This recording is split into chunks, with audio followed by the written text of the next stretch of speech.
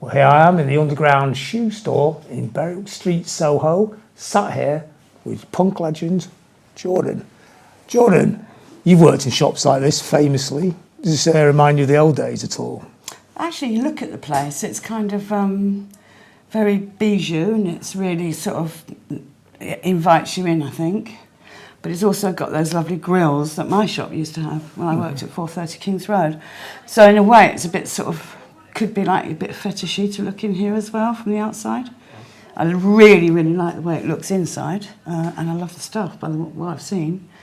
430 was a very, very unbelievable place because it was way out of the track, unlike this place, which is right in the heart of Soho. Yeah, because people forget that, don't they? They forget that 430 is right at the end of King's Road, and it's almost a rite of passage to even walk down the road to get there. Yeah, it was. I mean, the police used to, at the height of the sort of punk, the fashion side of punk, basically, and when the Pistols came along, the police used to wait at Sloane Square and escort the punks down the road. To save the punks from getting a beating? Yeah. Wow. Yeah. And to save in a way, you could say it's a bit like mods and rockers, because they'd become a target, really, by that time. A bit later on, but they were a target.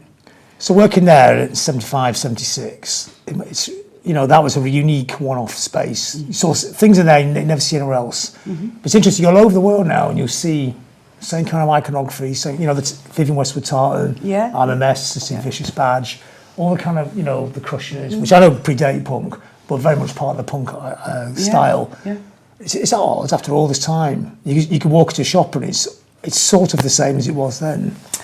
Well, I mean, people might be a little bit surprised, but I adore the classic side of fashion, particularly.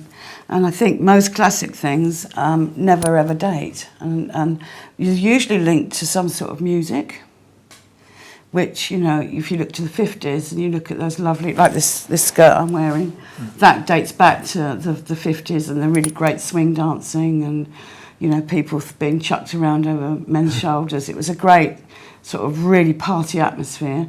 So a lot of those 50s clothes have actually stayed sound over the years, as is Creepers, which is, you know, the whole Teddy Boy thing as well. Is it more style than fashion? It's more style than fashion. Style's eternal. Yeah, style is eternal.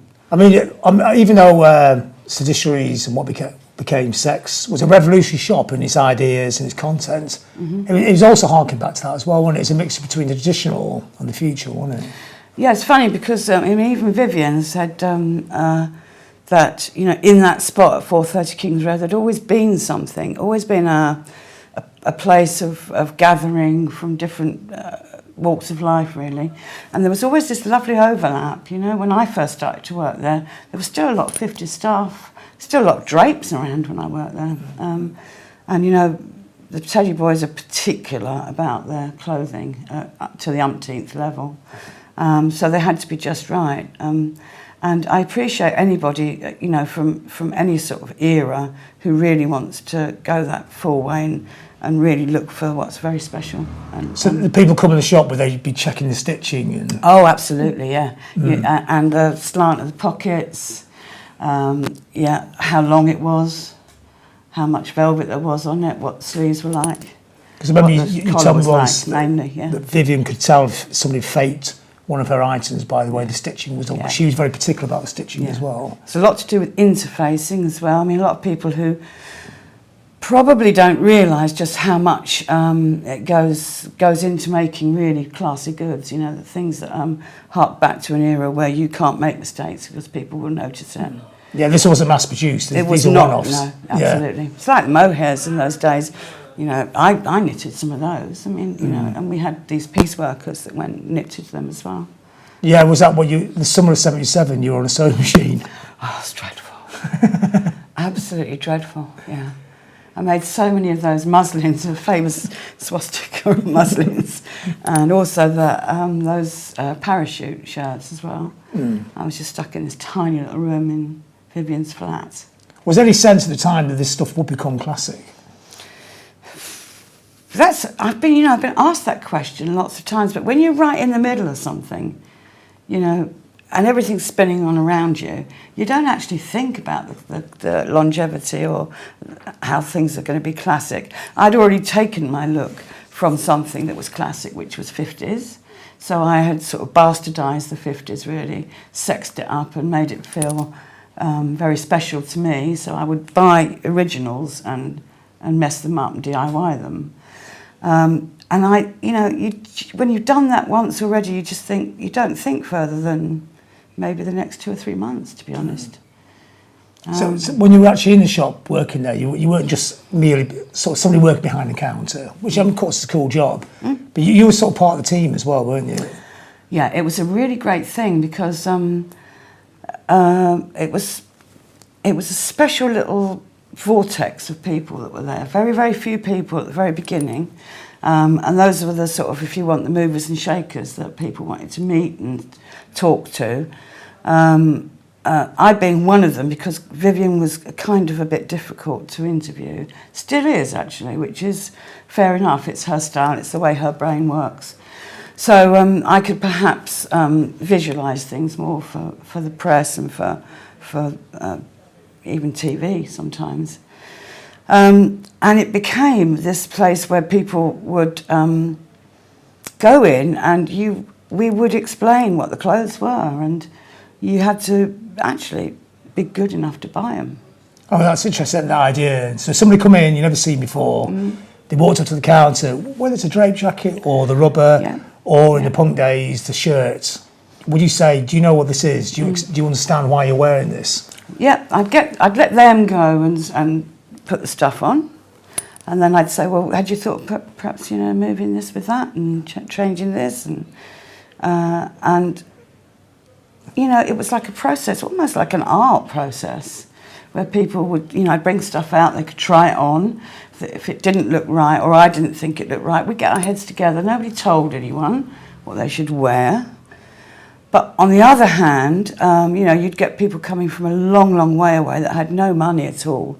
And all they could really afford was maybe a T-shirt or, a little armband or something like that, or a hanky. And, and there are some stories where I used to just slip it under the table for them and say, I'll take that as well, because they'd come from, Newcastle or Blackpool or something. I know the people waiting for Blackpool. Yeah. So, but you had quite a reputation to be quite fearsome in the shop as well, didn't you? Is that just because instead of just being, a normal person working in a shop, just sell a person something, say hello, goodbye, you actually got involved in the process? What I wanted to do, and it wasn't actually very conscious, it was the way I held myself and the way that I was. It was my persona. But I also wanted people to experience buying something. Mm-hmm. And the major thing about that is connection with somebody. So you never go and ask somebody, can I help you? This would look great on you, blah, blah, blah. You let people come to a conclusion and then you deconstruct it if you feel that you ought to. Mm-hmm. I hated people going out of there. It's probably one of the reasons I was fearsome. I hated people going out there looking like, a prat, like they just bought it off the rack, Is that because it's bad for the shop, or just because it's just bad? I felt sorry for the people. The actual person. Yeah, I thought, you might have 20 times more money than the person from Blackpool or Hull or wherever, but it doesn't mean to say that you've got any more style. So punk was a real test, wasn't it? It was not. Yeah.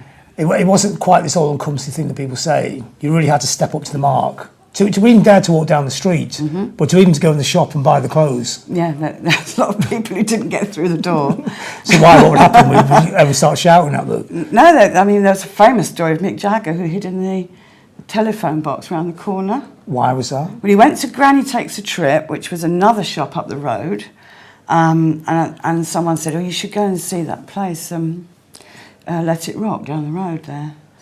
So he came down and looked in the door, and somebody asked him later, did you really like it in there? Because there's some great stuff. And he said, no, I just went round the corner and I didn't actually see anything. Is that because was it quite an imposing place? Yeah, it's like going to the dentist. Nobody wants to go. There's old style dentists where all there was a sort of either a long corridor, and at the end was the bloke with the drill. You with the? I was the woman with the drill. Yeah. So it was really very daunting, and of course, absolutely every incarnation of that shop, there you couldn't see through the windows at the front. So you wouldn't even know what you were getting until you went in. And it was dark in there as well, wasn't it? It was, especially when it first started out, when it was sex, and it was just chicken wire and foam on the walls, slogans painted on with spray can. So it's very dark. It's deliberately just pushing you, provocative, pushing you. Yeah. So it wasn't not even a commercial enterprise. The whole idea is you really got to want the item to actually go and buy it. I mean, there'd be Sid. There's a great picture of me and Sid and Simon Barker and Marco sitting at the end of this daunting corridor, which was the shop. And, you know, even I look at it now and think, you know, God. Quite scary. Going into that long. So would a potential customer walking there be hit with a barrage of sarcastic comments, or? Well, no. What I used to say is I used to let them just do their thing, but I used to also, as I said, I don't want people wasting money, making themselves look stupid, just for the sake of fashion, because these were works of art, and anyone who takes their fashion, their shoes, whatever it is, in great detail, must realise it's a work of art. This is the thing that makes me really annoyed, is that people used to say how expensive it all was then. Art should not be given away. It really shouldn't. You know, people sweat over these things, and just because you don't see them sweating over it, you know, I mean, like these shoes, you know, somebody has designed these, and you know, but people think they're just they're there. They're just done. Everything now, isn't it? Yeah, it's all instant, and it's all to do with great fine details. And so people would come in, and I would basically let them have a look around and see what they wanted to wear, and then maybe say, well, I'd put them on the line a bit and say, well, do you think you look good in this? And what would they say? Well, they wouldn't say no, would they? Or did they go, well, I'm not sure? Sometimes people did. They would say, I don't know. I said, well, do you feel comfortable? Do you feel like you're really sort of challenging things with this? Or do you think we could mix something else with it? Break it all down a bit. Break it all down a bit, yeah. Take things off. I mean, it might even mean that they'd go out of the shop spending less money. But that's important, because it has to be right. There's a great story. It's a friend of somebody who's become a really great friend of mine now, years later. But he went in to the shop and he tried some of the squiggle. They were stockings, basically, the ones that you rolled down over the boots. You know, that was the buffalo, that sort of period. And he went with his sister, and his sister was going to buy him these things. And she said something like, you know, do you feel really comfortable in those? And I said, of course he does. Look at him, you know what he is. And it was because he was gay. He obviously felt really, really comfy. And I outed him in the shop completely. In those days, you know, it was kind of very different from now. So what did he say about that? He was kind of grateful. Oh, he'd been trying to do it for such a long time. I'd been the person who sort of... She knew, really, but, I mean, you know, he didn't know that she knew. Yeah, it was a bit of fun, God, we got that out of the way. Yeah, that's really fun. In the right place. I found out, 40 years later that incident happened. I mean, the attitude of, you know, the counter attitude, was that through all the different styles? Would that go with the pirate look and the buffalo style and all those? Yeah. Or was it more prevalent in the punk era? I didn't work a great deal. I went through the pirate stuff. When it got to the buffalo stuff, that's when, you know, things were sort of cracking a bit in London, and it was breaking down sociologically as well. Society was getting in a bit of a pickle, really, or the society that I was in. So I didn't work too much with that. I bought stuff, or was given stuff to wear, which I really liked. But I think pirate stuff probably was the end of my deep feeling for that sort of that. Well, the end. Did you not connect with it as much, or? No, I don't think that you should ever feel obliged just because it's a designer to like every phase of what they do. And Vivienne's done some wonderful things. I mean, since I had to get out for various reasons, and I had to go back home and leave. I actually like the pirate look. Very much, me too. Yeah, and it suited just about everybody, I think. Yeah. I got married in a pirate outfit. What did you? I did. Did you have the hat, the tricorn hat? No, I had my hair in ringlets, which I'd done myself, yes, that's and loads great of picture. bows. Yeah. And it was a white pirate jacket and trousers. I always like the way you're taking one of the lines of punk. You know, it could be a pirate, it could be this, could be the highwayman as an Adam. And you just concentrate on one of the things that feeds into punk and make a whole look out of it. So it's related very closely, isn't it? It is, yeah. As I say, you know, I can spot one of Vivienne's outfits, you know, the classic, especially the ball gowns, the way they're cut. I can spot one from a mile away. You know, if you were to look at the Oscars, I could say that, and that, you know. And they might even just be in the background of a shot. It's the cut, which is so amazing. So perfect. Yeah. I mean, a lot of people are surprised that she ended up being very establishment, but in a weird way, it is very... So it's a weird part of the establishment, even from the start, isn't it? Because it's so classic, so the look. I tell you what is strange is that, you know, she could not get arrested in those days. Vogue would not go anywhere near her. You know, they absolutely abhorred her. Well, for what reason? Just because she was so anti-establishment. You know, the fashion industry in those days, and it still is to some extent, is, you know, what's the hemline this year? What's the colour going to be this year? You know, what's going to mix with what? You know, it's very, very high street still. And she was, of course, completely anti-high street and completely the opposite of everything that they were selling. So they didn't want her because she challenged the establishment in such a huge way. And, you know, Vogue was sort of untouchable. Did she want to be part of the establishment, but on her own terms? She wanted to be successful. I won't say that she didn't, because, you know, I've since learnt years later, she did a great interview for my book where she said, you know, it mattered to her that people liked what she made, and really, you know, if she hadn't had a good week with takings, she was really upset and worried about it. Well, yeah, if you're running a shop, you got a lot to lose. You've got bills like coming everything. in, yeah. But, you know, it was not on that level. It was on the level that, you know, we did often get sort of red letters for the phone bill. So it's always final. Yeah, you know, yeah. Otherwise, the phones would have been cut off. She was really bad at paying bills, even if she had the money for it. No, artists aren't very good at business, are they, generally? No. Yeah. But no, you know, she did want to be successful. I'm not saying, you know, it's difficult, because successful doesn't always mean, you know, being part of the establishment. It should mean that people love you for what you do, regardless of whether you're part of the establishment or not. I mean, why can't we have an establishment full of people doing good stuff? Yeah, Instead of just a load of lazy bums who've been there forever. I mean, that's why she was Designer of the Year twice. And she wasn't doing Mickey Mouse clothes when she did that, you know. Those were cutting-edge clothes. In fact, she went on a couple of shows where people laughed her off the stage, if you remember. That's really, really bad.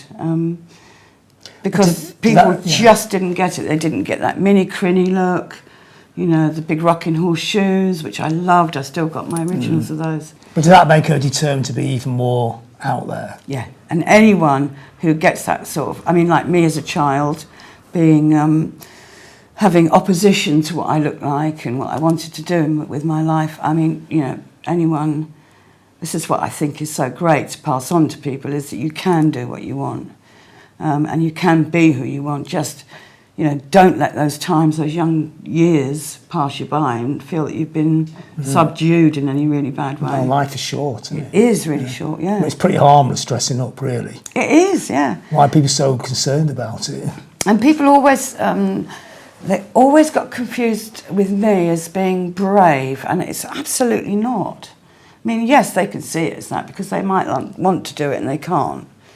But to me, it was feeling really normal and comfortable, and pushing myself to think of different things to do, and, you know, maybe, as I said before, being a little bit of a work of art, and, you know, reinventing myself, which I love to do. You know, I did that better than painting, so... Yeah, well, it's a valid art, of course it is. Yeah, it is. So when you go home then, or go home now, do you have like a pyjama day? Or I can't imagine you doing a casual day at all. Not imagine often, you're always you. Yeah, I don't often... I'd be disappointed if you went to your house and you had a tracksuit on. I haven't got a tracksuit. You know what I mean? Or pyjamas or something. No, I haven't got any pyjamas. No, that's not big. I bought some new knickers recently. Yeah, which you won't wear. No. Yeah.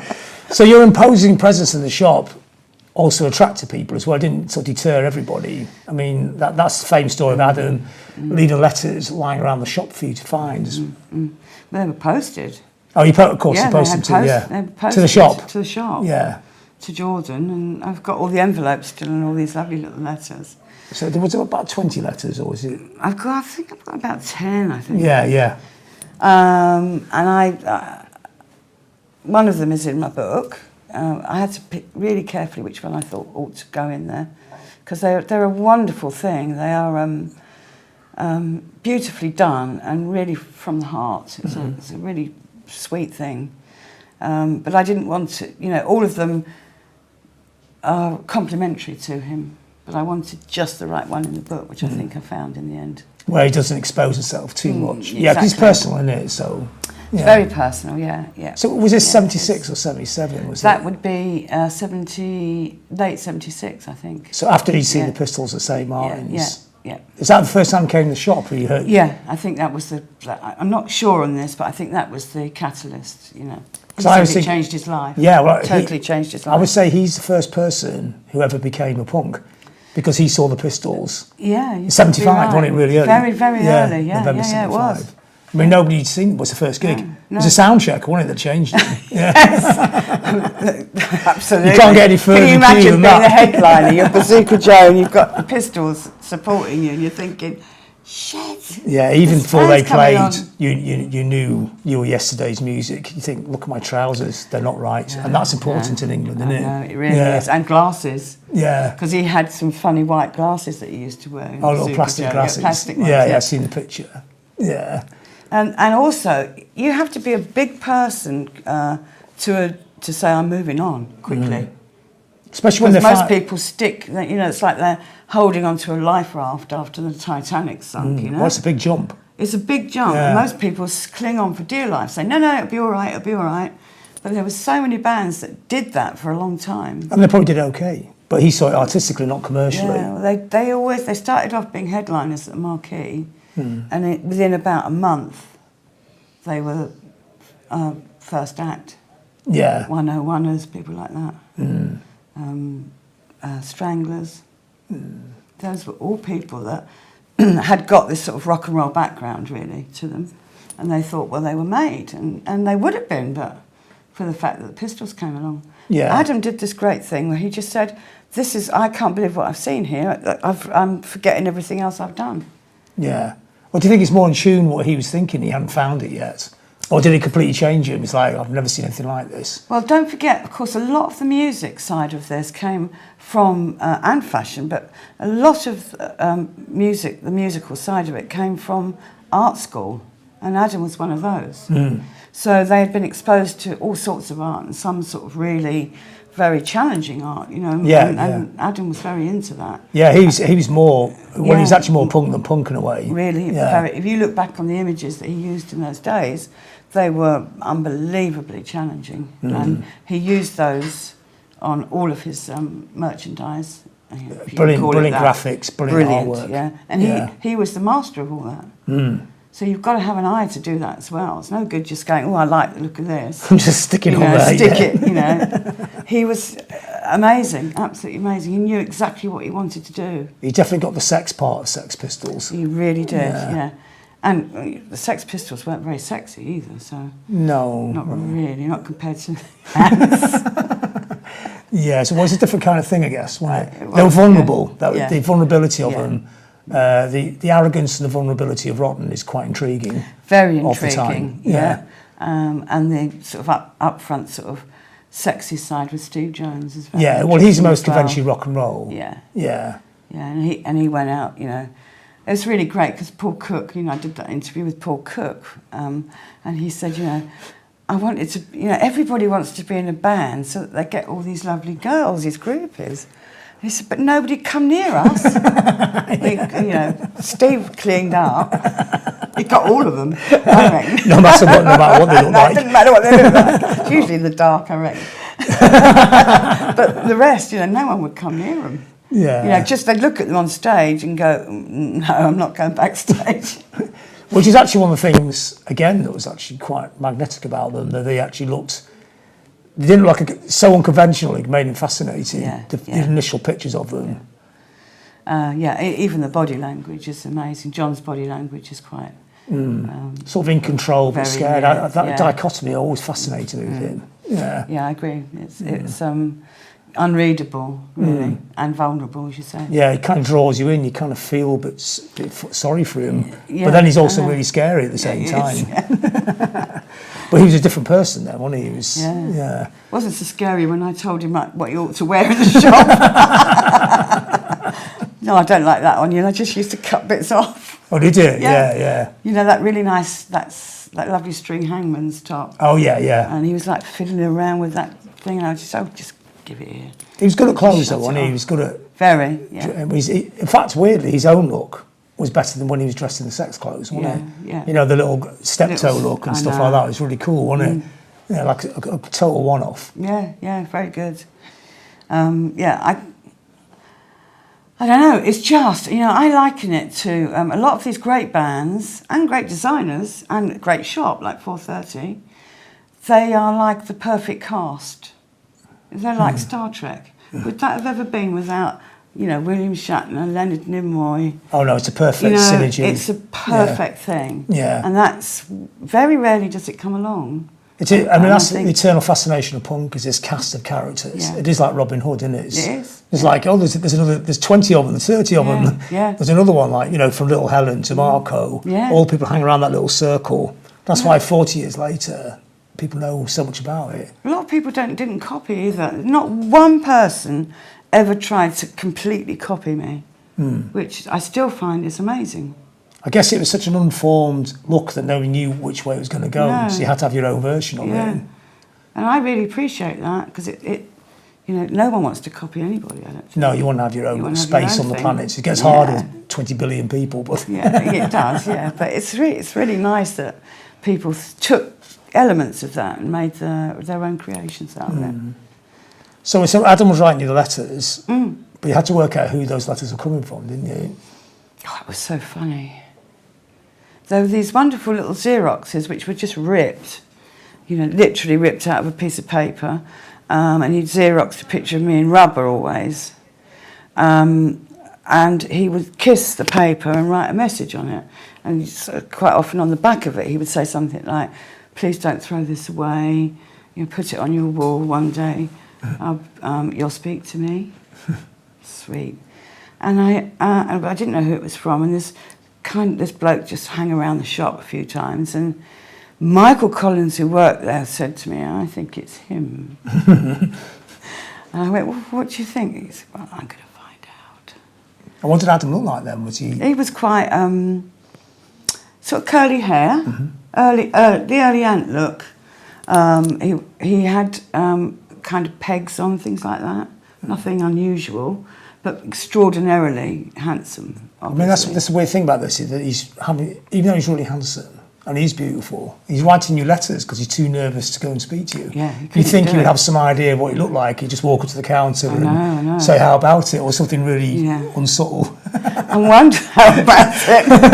Like Sid would. Exactly, did once, Not exactly how about it, but... What was his chat up like? Give us a fuck, Jordan. What was the answer? I said, "Oh, fuck off, Sid. And he started laughing. Kind of tells you a lot about two people in one little story, that. I know, it's really funny. So Adam was quite shy in a weird way, or? Very much so. It could have been, latterly I've thought maybe it's that anticipation of fetish, so that you can write the letter, think about what I might be thinking about the letter. So it's very nuanced. So maybe that might have been part of it. Just that anticipation and the not declaring yourself who you are too soon. So it's almost a punishment going in the shop. Yes. Yeah. So when he got found out, it must have been... Michael got him to write, "Oh, what? Are you coming here a bit?" He said, "Can you write your address down?" And poor Adam wrote it. And immediately, you know, his handwriting was exactly the same on the letter, and the postcode was as well, you know, like Finchley or wherever it was, Hampstead, and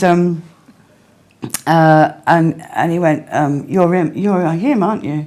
And Adam just went completely bright red. Wow, yeah. Whether it's because he'd been found out too soon, because he wanted to get found out in his own time. Yeah. Don't forget, he was quite deep into that sort of fetish thing, you know, which is all part of an anticipation of sex and what have you. Mm. Well, isn't the anticipation the biggest part of sex? Always. Always. In fact, sometimes it might be better never to do it. There's an argument, isn't there? Or do it once in a while. So what did you do in this situation? Was it not embarrassing for you? It wasn't embarrassing for me, no, because they were very touching, these letters, and beautifully put together, very clever. And a lot of them were crayons. So he'd done a Xerox of me in rubber, black and white, and then he'd crayoned messages, like green crayon, almost childlike, which was really beautiful, I thought. Were you kind of relieved it was the person writing letters was quite good looking? Yeah, that would have been bad. Imagine if it's some dirty old man. It would have been awful. What would you do then? You'd have to like run. Right, you're barred. So, was there any conversation? Well, then he declared the fact that he wanted me to manage Adam and at that point in time? Yeah, very shortly after. So I guess he was working up to that, really. That's quite a clever move, because he ties him into the sex shop, but it gives punk a different spin as well, doesn't it? Don't forget, we had quite a lot of rubberware in the shop at that time, leatherware. And the first time I saw him, he was wearing a leather mask. On stage? On stage, yeah, the Man in the Moon. Oh, was that the gig where everything broke? Everything broke, and everyone ran away. Captivatingly powerful. I didn't run away, but there was I'm not joking, about 5 people left. And it was this awful sea of receding tide of people that got further and further back from what he was doing. Because he was terrifying. He was terrifying, absolutely terrifying, yeah. It's hard to quantify the original Adamant with the mainstream Adamant. It's such a... There's strands of it in there. Back off stage to on. Quite a different man. Oh, he's very polite. It's very different. Probably a lot more people don't understand that he's quite nervous and quite shy, and you know, doesn't want to schmooze around with people, doesn't want big parties with record company guys and what have you. He's his own man, but the minute he goes on stage, it's something different. Yeah, it's still a very intense performance. Yeah, very. I mean, it's interesting because with Adamant, but also with John Lydon, you were there right at the kernel, these people getting invented, becoming themselves. And you were there at the jukebox audition for Lydon stroke Rotten when he joined the Pistols. And I think both those moments, I mean, such key moments in punk rock history, but it's interesting you're at both of them. And they're both when these kind of tend to be quite introverted people become their more extroverted, wilder figures. Yeah, absolutely right, because John was quite introverted and didn't really probably thought he'd done a really dreadful audition. What was it like, the audition? It was a bit twisted, like, you know, he is on stage, you know. And not great singing till I'm 18. But was there something there? Could you see? Absolutely, I could see it. Malcolm saw it immediately. I mean, was there a little discussion between you and Malcolm? No, I think he just, you know, Malcolm had got this little tiny group of people that he thought were going to be, you know, do something. He'd already got a little thought in his mind. Well, of course, there's a famous story that the wrong John turned up, because there was John Gray, there was John Beverley, there was John Wardle. Yeah, John Wardle. Yeah. And John. The least likely. I'm not absolutely sure about that. I think Sid would have been the most obvious, because Sid was a proper classic rock and roll star. But it would have made the Pistols very one-dimensional. Yeah, I think I just can't believe the Pistols could have been anything without John. No. The dichotomy is the strength of the Pistols. That thing that they are the greatest rock and roll band, one of the greatest rock and roll bands ever, but somehow they're not rock and roll at all. No, I have a bit of a problem with the word rock and roll, or the term, because, you know, I know rock and roll really should be the roots of rock and roll, which was from blues and then went through to that rhythm of rock and roll. So I don't like to call bands like the Pistols rock and roll. I like to... Sometimes they feel like one of the last rock and roll bands. I can sort of see the 50s still in there somewhere. Yeah. Yeah. And what was amazing as well is that John used to perform in a true punk way, because out of opposition he did the best performances ever.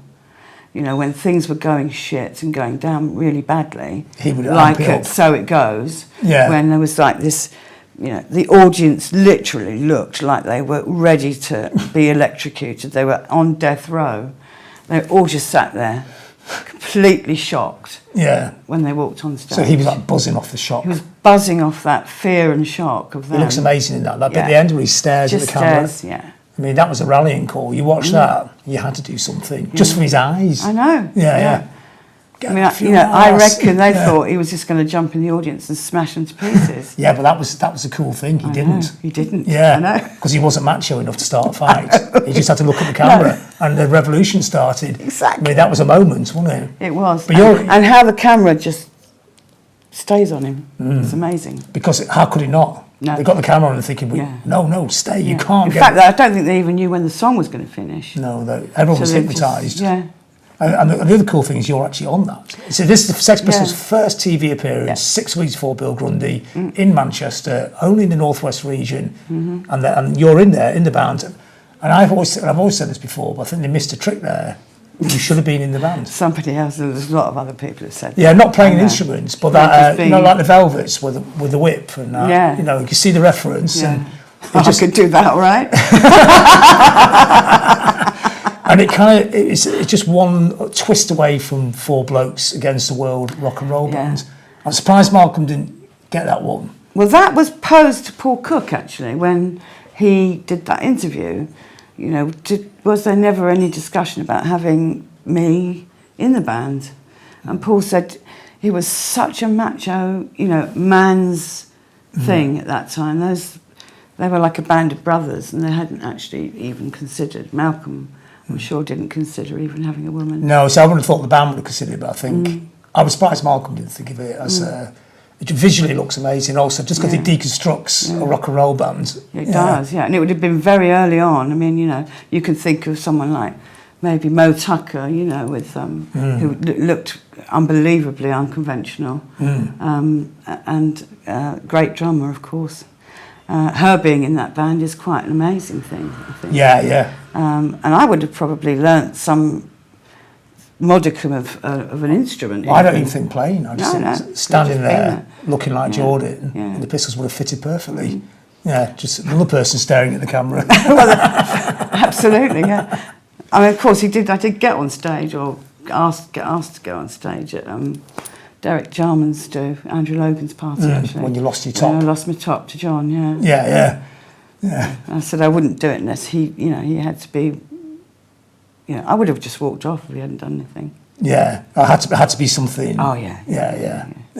But isn't that the thing about rock and roll? It is taking everything off, in a sense. It shouldn't have inhibitions, should it? No, not at all. No. And in a way, you look at those old. That old film of when the Pistols were literally disintegrating in America, and you can see that madness in John's face again. It re-emerges, but as demonic almost, like, I just don't want to be here, and this is the San Francisco hell. thing is This is hell, literally. Yeah. And I actually believe that you're asking almost like a painter to paint the same thing over and over and over again. And, those songs were made out of anger, a lot of them. And how do you encourage that anger in yourself every night after however many years? Yeah, which is a fear. Especially with John, because he wasn't as such a musician, so he was really working on his emotions and his voice. And I think, it's a hard ask. And the intensity level of it as well. Yeah, it's a big ask. And what people expect of him all the time. So we've got people throwing things at him, trying to cause trouble, goading him, if you like. It had become dangerous as well. Which really is more Sid's bag than his, isn't it? Much more. getting hit in the head by a bottle. Yeah. Sid probably liked that a bit, didn't he? Was John obviously didn't, did he? No, it's. I just think, you know, people think you can just trot it out, and I think, you know, you know, as being an artist, a musician, that you have to really get yourself up for it. When you're older, you can get in the zone, but when you're younger, you don't know how to do that. Really, that's probably it. And, yeah. And you know, I liked a lot of his later stuff as well. Pill? Yeah, I did. The early albums are amazing. The early. Yeah, groundbreaking. What a jump that was. Yeah. Again, they had that great backbone of musicians as well. Wobble. Yeah. Livy, Keith as well was great. Absolutely. Yeah. Wobble's a force of nature, isn't he? Yeah, he is. He certainly is. Love him. So before we go, you've actually got a pair of shoes for me. Yeah, I have. Yeah, look at those. My little baby shoes. Yeah. There. Skull tights. Yeah. Oh, they're matching. Yeah. Yeah. So Jordan, thank you. As always. Big man. Oh, all right, don't fall off the chair. I'm too with your big shoes far on. away from you. Here, again. There. That's better.